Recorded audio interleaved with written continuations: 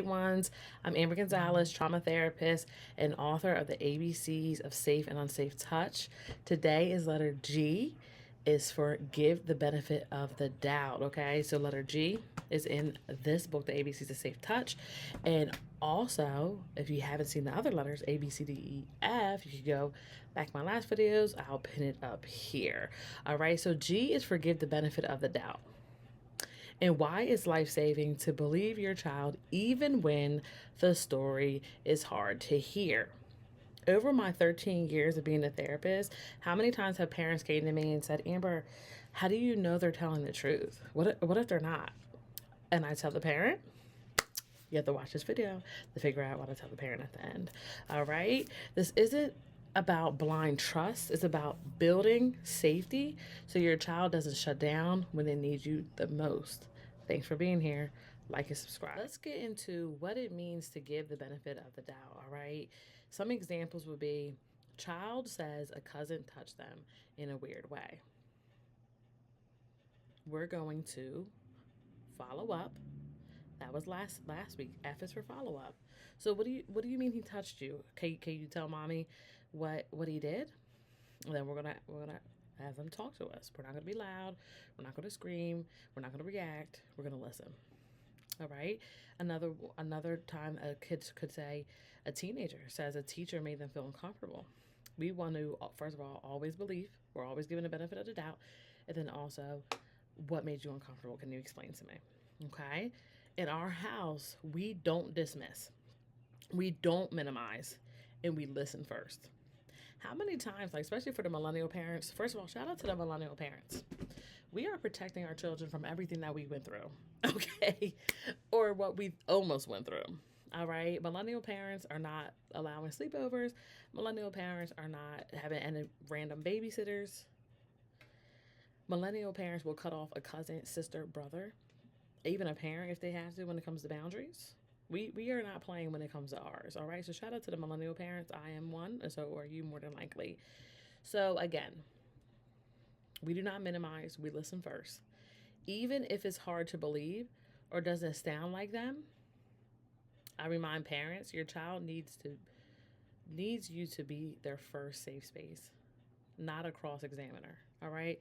Your job is to be your child's safety, not to be like who, what, when, where, how. Are you sure? That's a hard no, because as soon as you do that, my earrings fall out. As soon as you do that, your child is going to go back into the shell, and that's not the goal here. Data on why this matters: over 80% of children who are abused don't tell because of fear that they won't be believed. I have clients. Again, I'm a trauma therapist, so in private practice, day one therapy, and then I wrote a book, ABC to Safe Touch, and I also do trainings also. Um, I have had people come to me as adults, and they're still scared to tell their parents. They're like, what if they don't believe me? Or I don't want to put the stress on my parents. I rather go to my grave with it.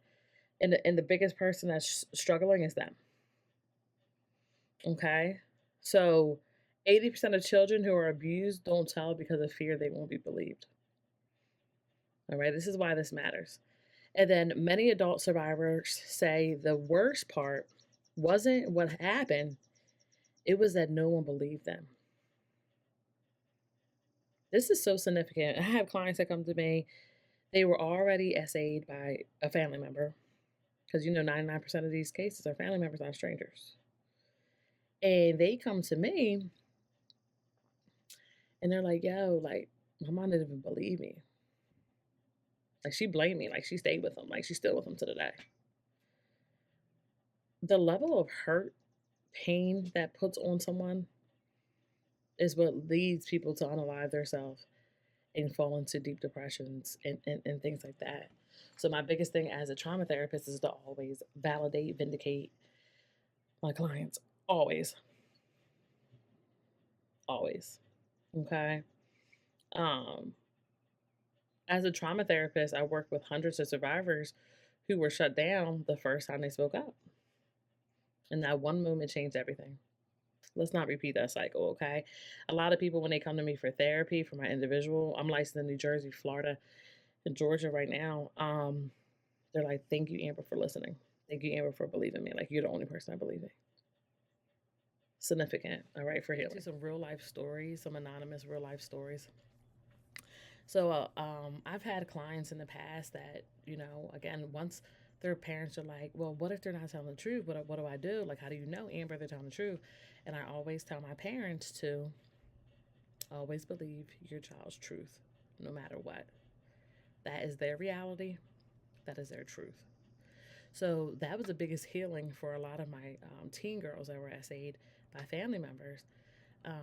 A client who was finally believed by a parent, it saved their mental health. Like, these kids were trying to unalive themselves. They had cutting behaviors, self-destructive behaviors, wanted to unalive themselves multiple times, hospitalized multiple times psychiatrically for no reason. They're like, oh, I don't know why she keeps trying to do this to her. So every time a parent tells me that, I'm like, this is not by happenstance. No one's doing this for fun. There's some underlying poison there, aka SA, aka unresolved trauma, aka undisclosed trauma. You're not here by happenstance. And that was like a lot of the times, like with my client, the amount of disclosures, the first time disclosures I have under my belt at 13 years of doing this, hundreds, maybe, yeah, hundreds. And they're like, oh my God, Amber, I never told anybody this. I'm 25 now. This happened to me when I was 6.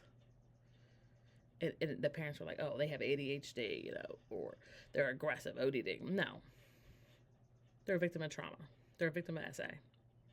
And they never told you. And what you saw was a symptom. Okay, so that time that client finally, that parent believed their client, when that family member believed their child, healing. All right? Or a moment when your own kids where you gave them the benefit of the doubt. So I could think of a moment with my own children when they gave me some information about something that happened inappropriately at school. I believed them the first time they told me. And I reached out to that school, and guess what happened? And then the school had to handle it. All right? Always believe our child's truth. I remember picking up my kids from school, again, asking them what happened today. One of them said, a student got touched during nap time. I saw. And that led for me to ask them, so what did you do? Oh, well, I told the teacher. That's excellent. I told the teacher. And then what I'm going to do as a parent is follow up. All right? This opened a whole conversation because they were trusted, and I took it seriously. Do the same for your child. Let's talk about how to build this culture at home. All right, it's 2025. We don't have time for the shenanigans. And we are building a generation of cycle breakers. We want our children to say, "Oh, I never been essayed. I don't know what that experience is like." That's the goal. We don't want people saying, we don't want that hashtag going forever. All right? So ask questions instead of accusing. You can repeat some affirmations like this. You can take a screenshot. I'm going to have it right here. You can always tell me the truth. You can always tell me the truth. Very important. Even if you're scared, I'll be here. Mommy will be here, even if you're scared. Daddy will be here, even if you're scared. Whoever your trusted adult is, because sometimes the mommy and daddy are the ones doing the essay. Unfortunately. Nothing you can say will make me love you less. Right? Nothing that they can say can make you love them less. All right? We tell our kids to use their voice, but do we create environments where the voice feels safe? So, like, I have, again, parents coming to me like, oh, they don't talk to me. Number one thing I say, they're probably seeking safety.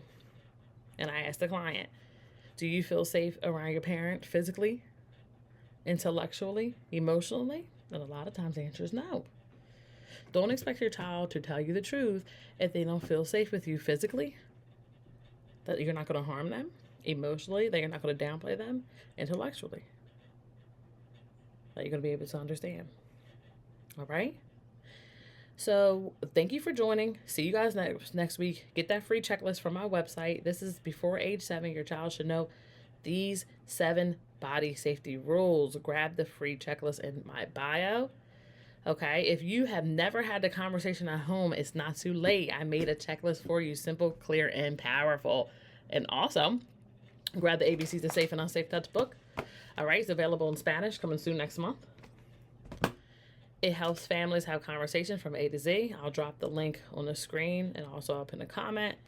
And have you ever believed your child before the evidence? Let's share your stories below. This is how we break cycles. One I believe you at a time. See y'all next week. Deuces. Thanks for watching. Want to keep your kids safe and confident? Hit subscribe and check out the ABCs of Safe and Unsafe Touchbook and Workbook below. And remember, your voice is powerful. Use it.